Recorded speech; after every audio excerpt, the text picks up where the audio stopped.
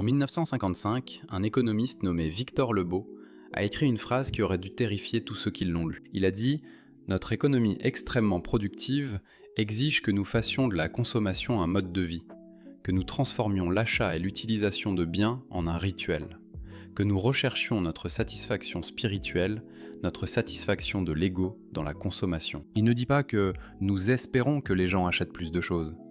Il a dit que l'économie exige que l'achat devienne notre religion, notre identité et le sens de notre vie. C'était il y a 70 ans, et voici le problème. Je sais que ça peut paraître complotiste, ils veulent tous nous rendre consommateurs. Mais ce n'est pas une théorie, il l'a écrit. Il y a plein de choses dans cette vidéo qui montrent qu'ils nous ont littéralement dit ce qu'ils allaient faire, et malgré ça, on s'est quand même fait avoir. C'était une note de service à l'industrie. Et c'est pas comme s'ils faisaient juste des prédictions sur ce qui allait se passer dans le futur. Ils ont réellement construit ça, et ça a tellement bien marché, que maintenant les gens qui sortent du système, qui refusent ça, sont considérés comme bizarres. Ce sont eux les exceptions. Quand est-ce que c'est arrivé ? Depuis quand être normal est-il devenu quelque chose de bizarre à faire ? Pensez aux choses qui faisaient simplement partie de la vie avant, comme préparer le dîner à la maison la plupart des soirs, conduire une voiture jusqu'à ce qu'elle rende vraiment l'âme, avoir une armoire avec peut-être une seule belle veste, une seule source de revenus pour toute la famille, réparer les choses soi-même au lieu de les remplacer. Rien de tout cela n'était perçu comme un choix de vie. Cela n'avait pas de nom. On disait juste « mardi ». Aujourd'hui, si tu prépares la plupart de tes repas à la maison, les gens agissent comme si tu avais découvert quelque chose d'unique et de différent.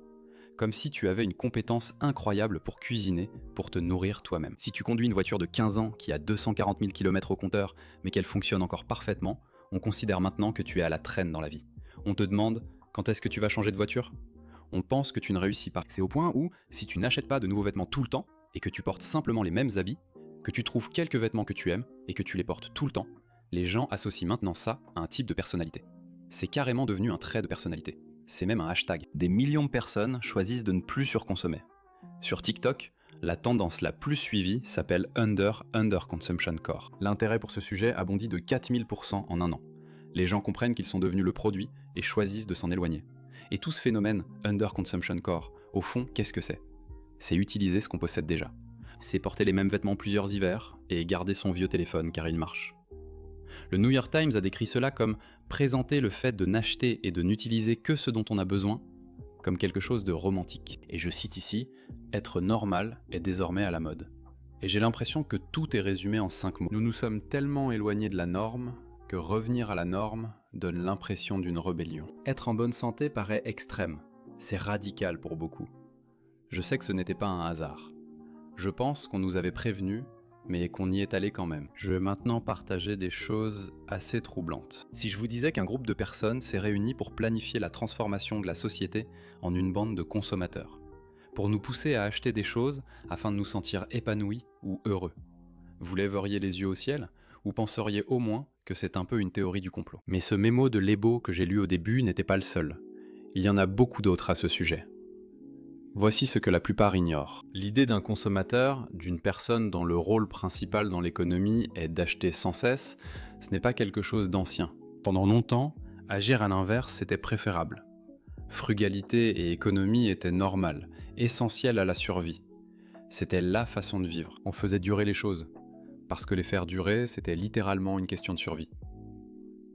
Et puis, il y a environ 100 ans, les entreprises ont rencontré un problème. Les usines sont devenues si efficaces qu'elles produisaient plus que ce dont les gens avaient réellement besoin. Ne pouvant pas arrêter de croître, ils se sont demandé comment inciter les gens à vouloir leurs produits, à en avoir besoin et à en consommer davantage pour augmenter leurs profits. C'est là qu'Édouard Bernays intervient. Il était le neveu de Sigmund Freud et il a en quelque sorte trouvé la solution. Dans son livre de 1928, il a écrit que la production de masse n'est rentable que si elle continue de se vendre. L'offre doit chercher activement à créer la demande correspondante. Il a dit que les entreprises ne peuvent pas se permettre d'attendre que le public demande. Elles doivent d'abord semer la graine du désir.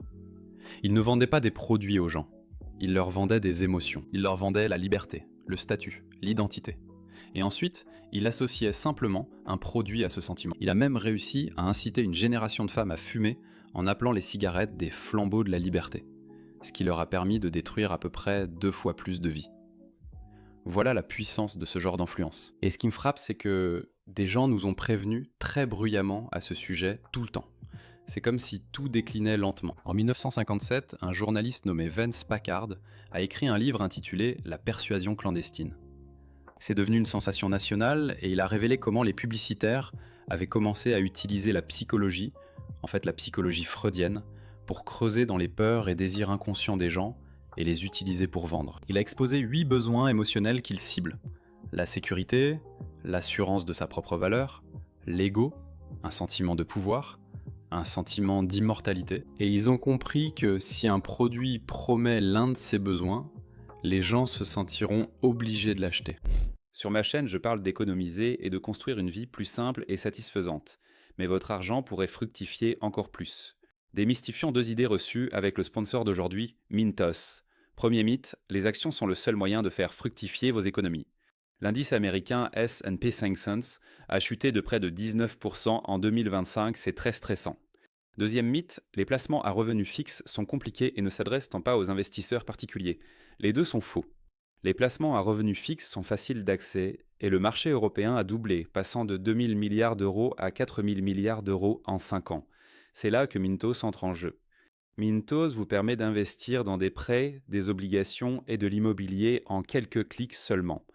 Gagner des rendements stables sans dépendre du marché boursier. Les prêts sur Mintos ont offert un rendement net annuel moyen de 8,8% depuis 2015. Mintos existe depuis 2014 avec plus de 700 000 investisseurs et 800 millions d'euros d'actifs.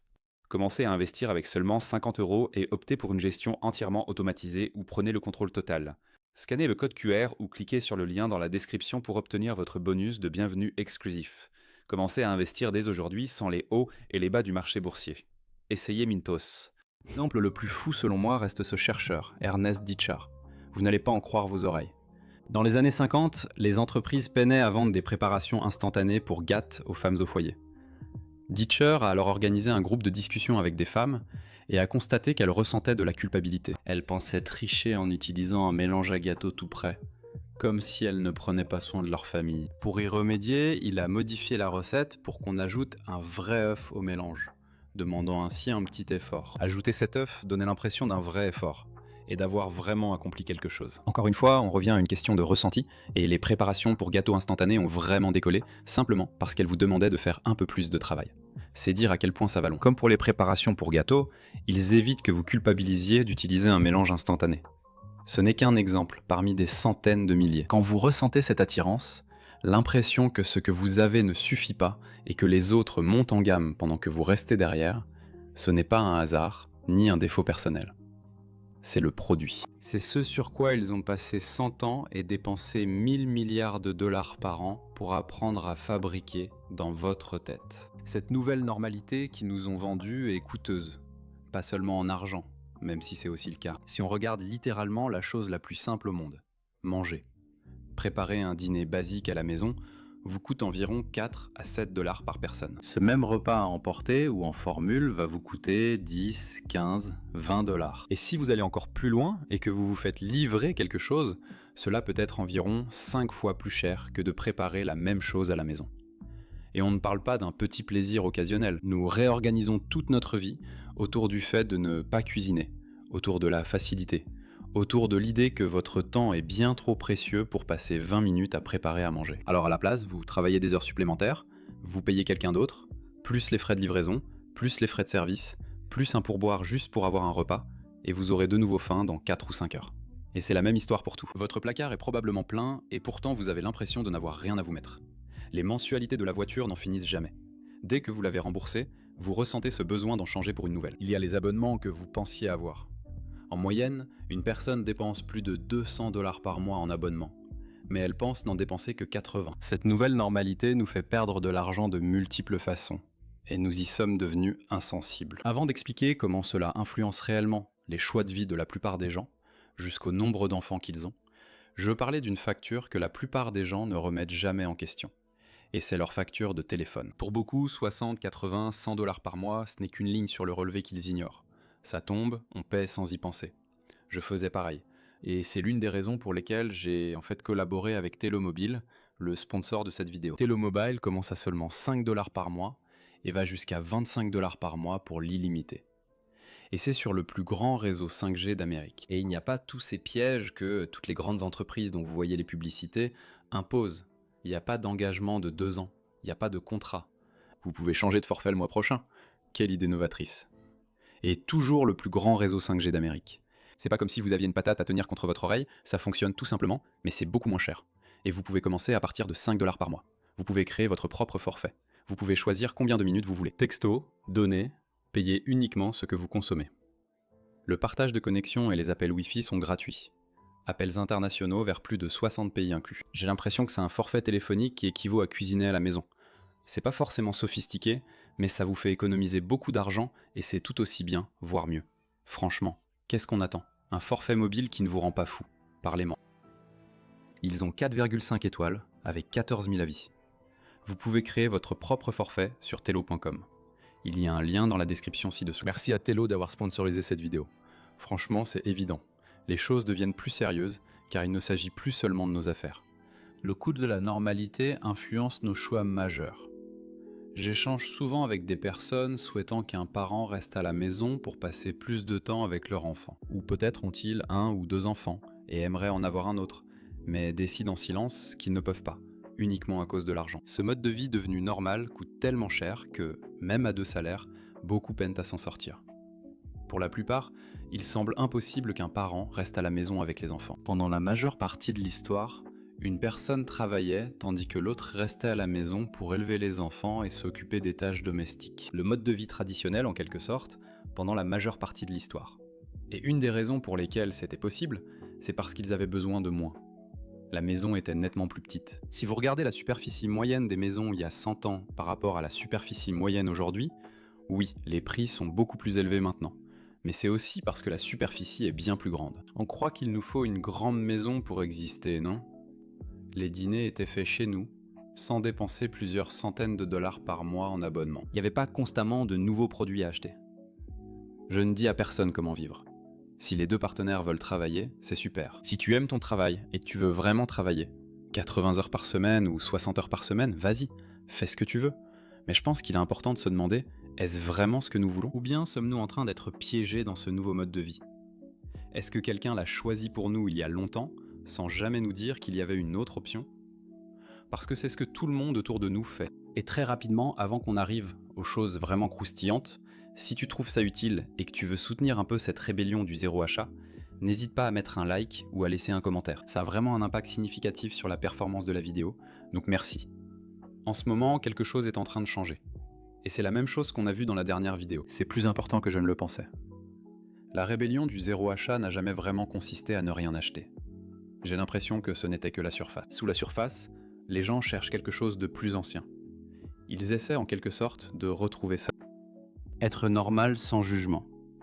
C'est drôle que ce soit vu comme radical aujourd'hui, comme cuisiner chez soi, vivre volontairement en dessous de ses moyens, non par nécessité mais pour gagner en liberté. Conduire une voiture déjà remboursée avec une rayure sur le pare-choc, sans honte. Posséder une petite garde-robe avec des vêtements qu'on porte vraiment. Un parent à la maison avec les enfants, souhaitant une grande famille, des poules et faire du pain au levain. Et vivre une vie simple et tranquille dans une communauté qui ne coûte pas cher, qui n'est pas tape à l'œil. Rien de tout cela n'est extrême.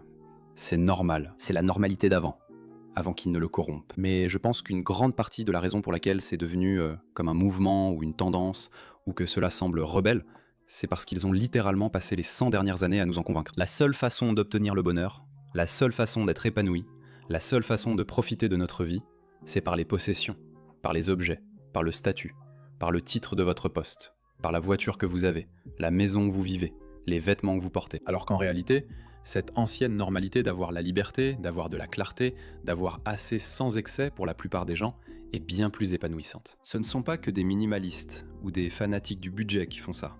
Ce sont aussi des jeunes couples, comme moi, qui comprennent que ma femme n'a pas besoin de travailler. Elle peut rester à la maison avec nos 3 enfants. On dépense peu et on n'achète pas beaucoup de choses. Nous avons même eu, pendant un certain temps, une seule voiture que nous partagions. Nous n'achetions presque jamais rien. Nous n'avions aucune dette. Et quand on vit ce genre de mode de vie, on a besoin de beaucoup moins d'argent pour survivre. Nous pouvions vivre avec un seul revenu et élever des enfants tout en subvenant à nos besoins. Ce n'est pas unique, cela arrive partout. Les gens changent leurs habitudes et consomment moins. Ils cuisinent chez eux et remboursent des milliers sur des crédits à la consommation. Ce sont des familles qui choisissent de passer plus de temps ensemble. Je veux passer plus de temps avec ma famille, plus que d'avoir des vacances coûteuses ou une maison plus grande. Plus la maison est grande, moins j'ai de temps pour en profiter. Ils ne se privent pas. Ils comprennent que la privation, c'était cette vie où l'on travaille sans arrêt pour acheter des choses inutiles, juste pour impressionner des gens dont on n'a même rien à faire. Il y a une phrase à laquelle je reviens sans cesse. Il y a 70 ans, un économiste a dit que l'économie avait besoin que nous trouvions une satisfaction spirituelle dans l'achat de choses, pour faire du consumérisme le sens de nos vies. Mais le problème, c'est que, une fois qu'on pousse ça assez loin, on se rend compte que c'est pas ça. Il y a eu tellement de personnes qui sont arrivées au sommet, qui ont tout acheté ce qu'il y avait à acheter, et elles se rendent compte que c'est pas ça. Je peux trouver un but, de la satisfaction et du plaisir dans le slow living, dans des promenades en forêt, en élevant des poules pour avoir des œufs et nourrir ma famille, en cuisinant dehors et avec une maison plus petite, pas vraiment en allant dans les magasins, en fabriquant simplement ses propres vêtements, en prenant soin de soi, en faisant des choses de ses mains avec une petite garde-robe, mais une vie bien remplie. C'est fou comme ils t'ont fait devenir consommateur, puis t'ont dit que consommer, c'est la liberté. Acheter tout ce que tu veux, posséder plein de choses, ce serait la liberté. Mais ce n'est qu'un piège. Voilà pourquoi tu restes dans un travail détesté. Pourquoi tu ne peux pas avoir plus d'enfants. Pourquoi ton partenaire ne peut pas rester à la maison. Ou que tu ne peux pas voyager autant que tu le voudrais. C'est à cause de cette liberté. Donc je veux juste te dire que être normal, ce n'est pas bizarre. Vouloir moins de choses, être minimaliste, ce n'est pas extrême. Te faire toi-même à manger le soir, garder ta voiture jusqu'à la fin, privilégier son temps plutôt que les possessions. Ça ne devrait pas être une tendance. Ça devrait juste être la façon dont les gens normaux fonctionnent. Et j'ai l'impression que la chose la plus rebelle qu'on puisse faire en ce moment, c'est de ne pas s'excuser de vouloir être normal et de vivre un mode de vie normal qui ne tourne pas autour du consumérisme. Si ça t'a parlé, j'ai fait une vidéo qui s'appelle « La rébellion du zéro achat » où je parle davantage de la psychologie des publicités et de la façon dont elles nous ont piégés là-dedans. Donc si ça t'intéresse, tu peux aller voir ça juste ici. Si tu as aimé cette vidéo, encore une fois, n'hésite pas à interagir avec elle de quelque manière que ce soit. Laisse un like, abonne-toi, ça aide vraiment mes vidéos. Je vais aussi revenir là-dessus dans ma newsletter. Un lien en bas présente d'autres exemples d'habitudes que j'applique pour m'en libérer. Merci d'avoir regardé.